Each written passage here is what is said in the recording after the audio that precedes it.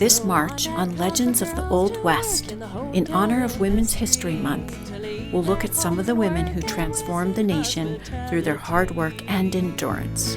Fred Harvey had a vision to tame the wild, wild west. These girls that he would hire were a cut above the rest. Seldom in the limelight, but working on the front lines day and night, these women paved the way for generations of women to come. This is episode 1 of a 2-episode miniseries called Frontline Women, and I'm the host, documentary filmmaker Katrina Parks. In this episode, I'll be interviewing acclaimed authors and historians Stephen Fried and John Westerland about how women won battles. Whenever possible, you'll hear from the women themselves who were interviewed for my documentary film, The Harvey Girls Opportunity Bound. Generally speaking, women won battles not with firearms, but through building coalitions, rising above demeaning treatment, and ultimately advocating for equality. From the Harvey Girls starting in the 1880s to the women at the Navajo Ordnance Depot during World War II, these women faced serious obstacles, but they were resilient, and most of them stuck with the path they had chosen. Here's Stephen Fried, author of the New York Times bestseller Appetite for America. After the Civil War, America had taken the original America, the original East of America, and just blown it up. Everybody was mad at each other. Everybody hated each other. They just all had almost killed each other. So a lot of our ideas about America were challenged. And so the West is the thing that everybody fell in love with after they were not sure they were in love anymore. With the theme of frontline women, keep in mind that women being on the front line in the Harvey system was a multi-tiered thing. It didn't start out that way. Railroads weren't allowed to serve food on trains west of Chicago. They agreed that west of Chicago they wouldn't serve on the trains because dining cars were too heavy. And so they made the train trips too expensive. So the tradition of having eating houses, there had always been some eating houses in train stations, in the West became more important. And most of them were owned by local people, and most of them sucked because the people were usually going to come through one time. You're going to serve them bad food. They were going to go to wherever they're going to go. And if they're going to be mad at you, so what? So the Harvey system was based on the idea that if you had these local eating houses all run by the same company, and so they all felt they had to be good, that it would be different. The company drastically improved the quality of food offered to travelers at their eating houses. They employed revolutionary concepts from growing their own produce to sourcing the best meat and using refrigerated train cars to transport it, all the while standardizing and tracking everything. Their next move was to regiment their waitstaff. Basically, at the very beginning of Fred Harvey in the 1870s, you had a few small places in Kansas. And then coming into the 1880s, they came into New Mexico. So the places in Kansas had a mix of men and women. I mean, we can see from the census rolls who it was, but it wasn't a big deal yet. The company was still pretty small. But what happened were two things in the 1880s. One was the company expanded greatly. So it went from having 2 places in Kansas and 1 in Colorado to having a dozen in New Mexico. So they had many more people they had to take care of, 1. 2, there were racial tensions in New Mexico that they had not experienced in Kansas. So African-American male waiters, which is what was traditional in New Mexico, always felt under siege, because there were a lot of former Confederate soldiers who were now cowboys. So after a racial incident in Raton, the company decided that they would hire centrally white women from the Midwest, and they would train them and they would send them to different places. The company placed ads in newspapers, recruiting respectable young women, inexperienced or experienced as waitresses. Early on, Alice Steele was the executive in charge of hiring Harvey Girls in Kansas City, and she did not take kindly to any applicants who arrived chewing gum or wearing makeup. Harvey girl Eva Fuqua shared her memories at the Berlin Harvey House Museum. And I was 17 years old and had never been over 50 miles away from home, as I remember. I got a ride with a girlfriend that lived across the street, her aunt. Took me to Kansas City because there was no jobs where I lived. That's where I got my job with Fred Harvey. and I never did get to go back home. And they put me on the next train and sent me to Vaughan, New Mexico. It was the smartest thing, I think, that I could have done for that time. The railroad men showed a lot of respect to us, and most Harvey girls married railroad men, and I did too. They were supposed to be single women. That was the whole point. They signed a contract saying they would stay single. So to have these women, and then of course they had to be always replaced because they weren't allowed to marry. They weren't allowed to have kids. So as soon as the things that happened in people's lives happened, there had to be more women. So this became very popular, and women would apply to do this. And we know that by the 1890s, the middle 1890s, they were doing that in big ways. There were Harvey locations in like, I think 80 different cities. In terms of an overall, like a feminist move, you can't think of one thing that made a bigger deal so quickly, because of course, everything else in the West happened town by town. There were no chains of anything in the 1800s in order for something to happen in a chain at the same time. The Fred Harvey Company and the railroads were the only thing that crossed state borders like that. The Harvey Girls were highly regimented like an army in order to keep up with the trains and provide a fine dining experience. Incredibly high standards governed every aspect of the job, from their uniforms to the way they served food and interacted with customers. Harvey Girls Ruby McHood and Irene Armstrong recalled this in detail. But when the trains came in, the people on the trains had 30 minutes to get off the train, walk into La Posada, order their meals, eat it, and walk back. And so, of course, the people in the kitchen and the people on the trains kept in touch with each other. And they knew ahead of time if the trains were going to be late, if they were going to be crowded. Everything had to be precise. There was a little system they taught. If you wanted coffee, you turned the cup up. If you wanted hot tea, you turned the cup down. If you had milk, you turned the handle of the cup certain way. If you wanted cocoa, you turned it another way. And the drink girl come along, she pretty well knew what was served. The fact that it was young, single women also added to the mystique of the restaurants. Whoever you met in that restaurant, besides the maitre d', was going to be one of these wonderful, well-trained, smart, well-dressed, exceptional frontier women. The Harvey Girl uniform was intended to counter the prevalent stereotype that working women, and waitresses in particular, were promiscuous. Harvey Girls Rosine Geary and Zeta Sharon reflected on this. We were dressed like we were nuns. Our whole body was covered.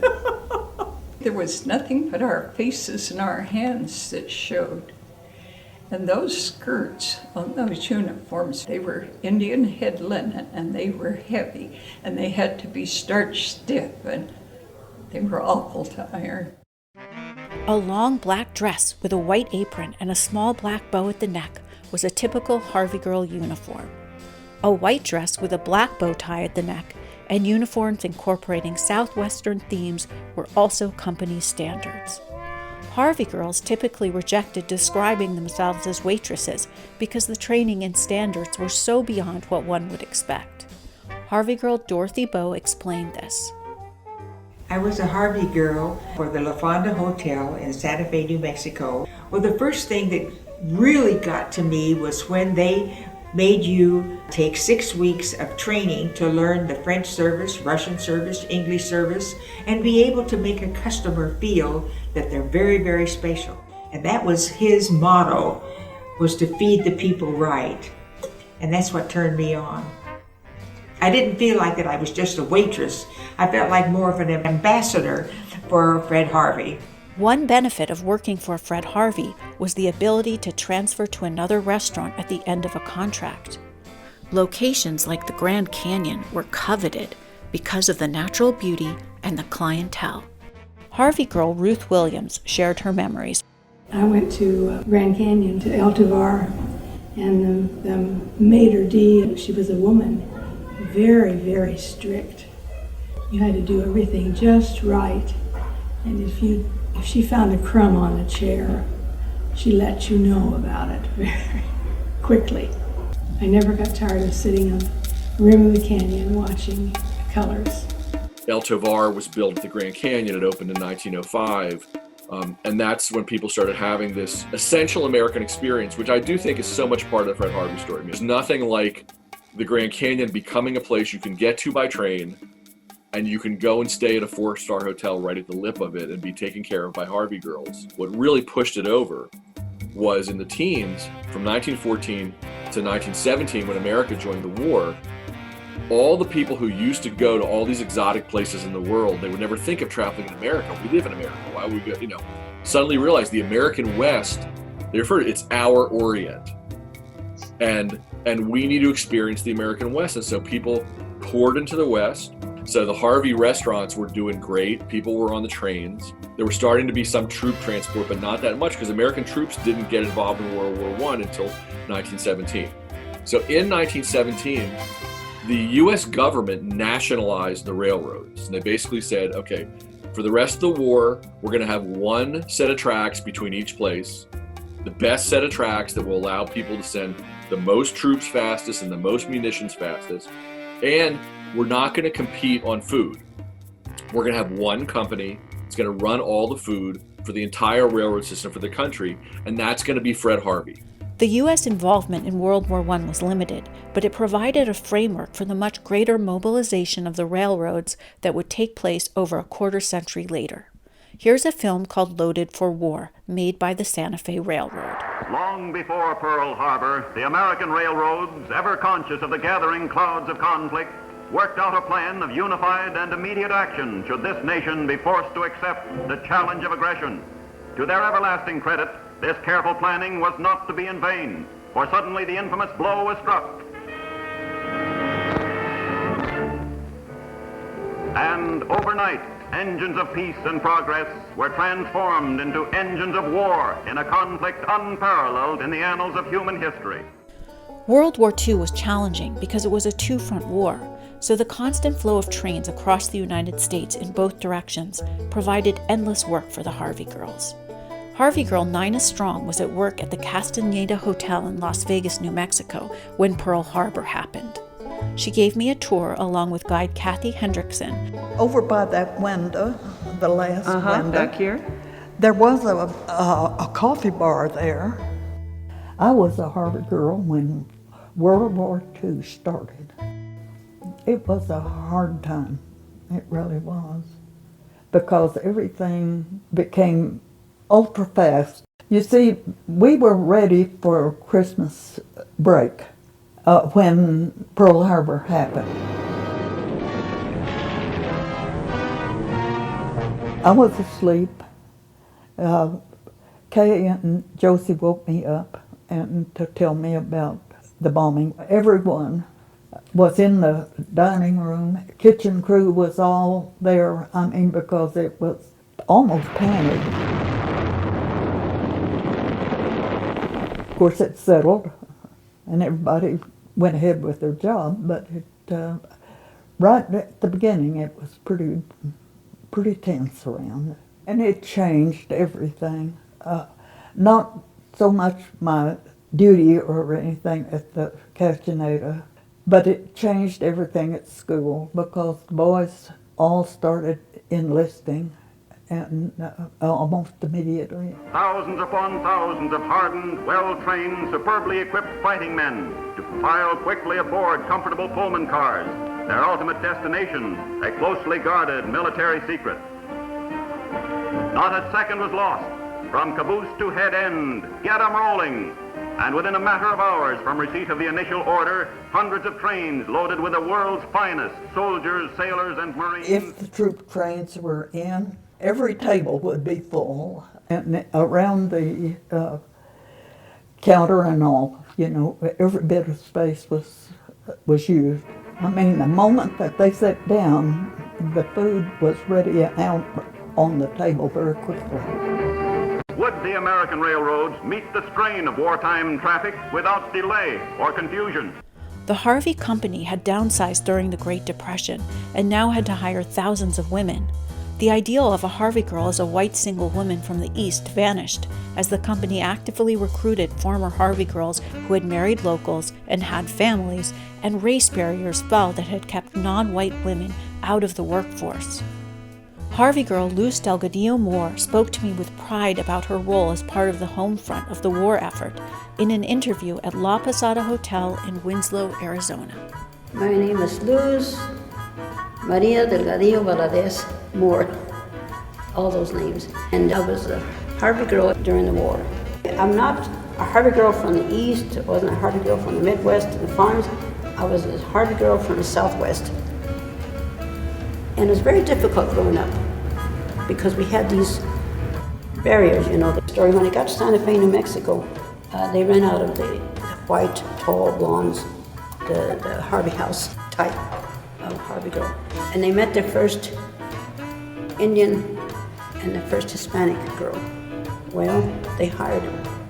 They came to Winslow, and I understand here in Winslow, there was a Harvey girl, Hispanic, and a railroad man came to the counter here at the La Posada Harvey House, and he refused to be served by the Hispanic woman, and the manager said, no, you go, she stays. Well, that kind of opened the door for me. And I went to my father and I said, Papa, we have to do something this war. We have to do something, Papa. He said, no, my daughters don't have to work. And I begged and pleaded. Por favor, Papa, déjeme trabajar. Hay muchos soldados que necesitan de comer. He finally said yes. We served hundreds and hundreds of cups of coffee because they didn't have a lot of time to eat. Baker made huge pies, and we would serve 1/4 of the pie. And of course, that delicious coffee, who could not pass that up? The war was a pressure cooker for romance. Handsome young men and women in uniform exchanged information, eager to connect. The men not knowing if they would come back and eager for a dream to hold on to. Harvey girls across the board, including Hilda Velarde Salas in Albuquerque, enjoyed the attention while still working incredibly hard. Whoever did the arrangements for the troops to stop in Albuquerque, they would announce to us the whole hotel was closed, and every room, besides the hotel rooms, was set up for the soldiers. There was thousands of them. The troop trains, they would arrive and we had tables ready, the cooks had all the food, and we would just bring the food, and they were the nicest guys I've ever met.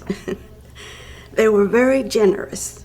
Once they ate, one person, we had different tables to serve, and one person would get a plate and pass it around, and they were generous with their tips. They would leave $20, they would leave, they didn't have no place to spend their money, and we had a lot of fun with them. We flirted with them. The amazing volume of work, the amazing number of people being fed. Every experience repeated so many times. It's not like, oh, I met this one handsome guy and he sent me a letter. It's like, I met one handsome guy at 1 o'clock. He sent me letters. I met another one at 3 o'clock. He sent me letters. You know, at midnight, I was still serving people, and then more handsome guys coming through. So it's just an amazing American experience. Not every troop train could stop for a sit-down meal, and so the company branched into making sandwiches to feed the soldiers aboard the trains.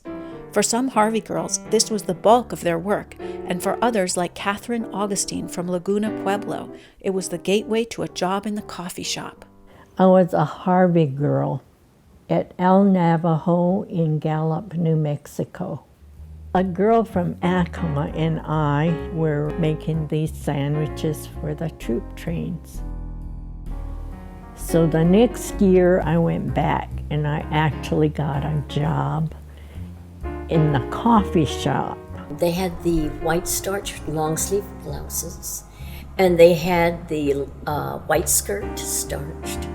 They wore white shoes, the apron white, and then they had a little black bow, and they had their number on it in silver, and my mother's number was 4. Even the pressures of wartime didn't diminish the importance of an immaculate uniform to the Harvey girls. Here's Harvey girl Virginia Tejas Wayne speaking about the enormous activity in Gallup, New Mexico during the war years. I started making beds. And then the second morning, the manager, he said, "Would you like to work in the kitchen?" I said, "Sure." So I started making salads. And then one of the girls didn't show up, and we were short. So he put me out front. And that's where I started my career, working as a Harvey girl. I worked a lot of troop trains. They came one right after another. And we had to have the tables all set when they came in. When we were a Harvey girl, we had recognition from a lot of people because all those troop trains, come. I got a lot of mail from them. To understand more about civilian women workers in World War II, I spoke to historian John Westerland, author of Arizona's War Town.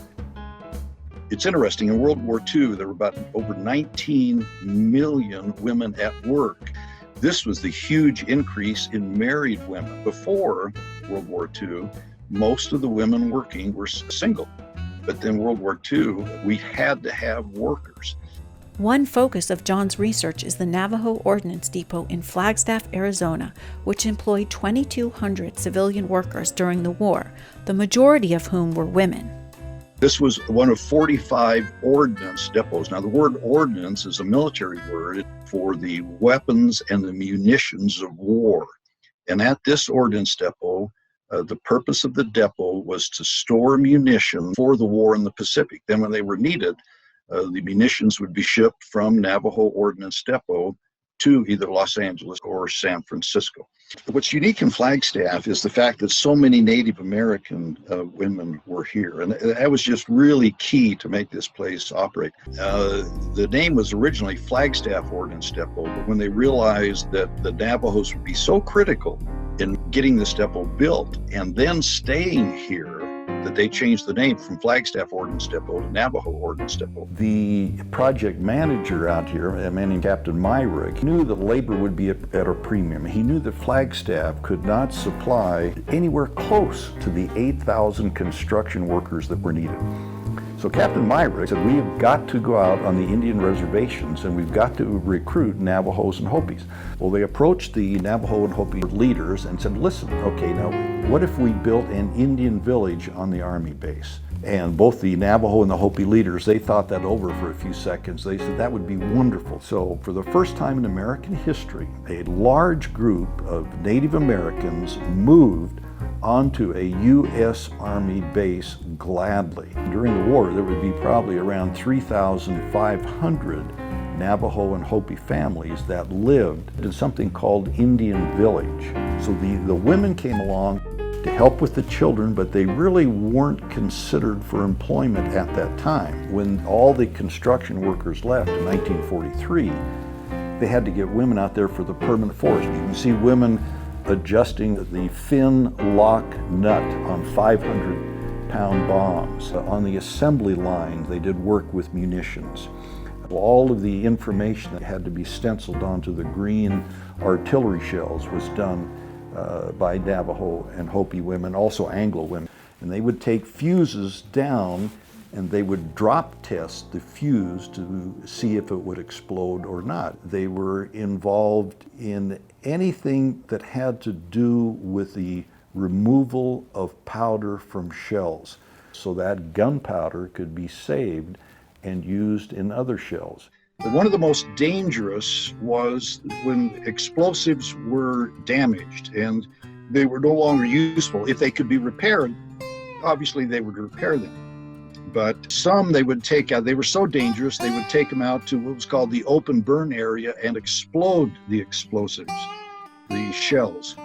They actually took some chemical weapons. There were chemical weapons that were stored out there, and they would be exploded. But for others that weren't that bad, let's say an artillery shell, the TNT was so valuable inside the shell that it was salvaged. So you would have women at the depot who would dig out, probably with some type of wooden tool, the explosives from the shell. And that was huge, a very, very dangerous task. There were no records of explosions. 1.2 tons of ammunition went in and out of the depot, and in order to attract more women to the labor pool, which was constantly understaffed, the depot developed a military-like uniform that instilled pride in the women who joined its ranks. Apparently, what they did to attract women out there was this kind of a jury-rigged uniform for female civilian employees to say, listen, I'm part of the war effort. And of course, this was a huge symbol of pride. It wasn't just a professional appearance that motivated women. During the war, their output at work compared favorably and frequently better than the men they had replaced. While the Women's Bureau of the Department of Labor argued for an equal pay rate between men and women established on the basis of occupation, not on sex, women's wages never achieved that. Companies made dubious claims. They had to make facility changes, employ more supervisors. Women were subject to accidents and absenteeism, and above all, that paying women equally threatened the role of men as providers. The men of America are carrying on our fight for freedom. And back of them is another army, a woman's army. Women from every walk of life, of every race, creed, and color. Next time on Legends of the Old West, we'll hear about some of the 350,000 women in the military during World War II. From WACs to nurses, we'll hear about women who trained in the West, faced bitter discrimination, and risked their lives to save American soldiers, even when they didn't receive equal treatment. That's this week on Legends of the Old West. Thank you for listening to the miniseries Frontline Women. These episodes are executive produced by Black Barrel Media and Assertion Films. Theme song by Joanne Sanchez, and music by Peter Wingard and James Sale. Sound mixing by Thaddeus Homan. I'm host, writer, and producer Katrina Parks. Find us on our websites, Black Barrel Media and AssertionFilms.com. The podcast Frontline Women is made possible with generous support from Arizona Humanities.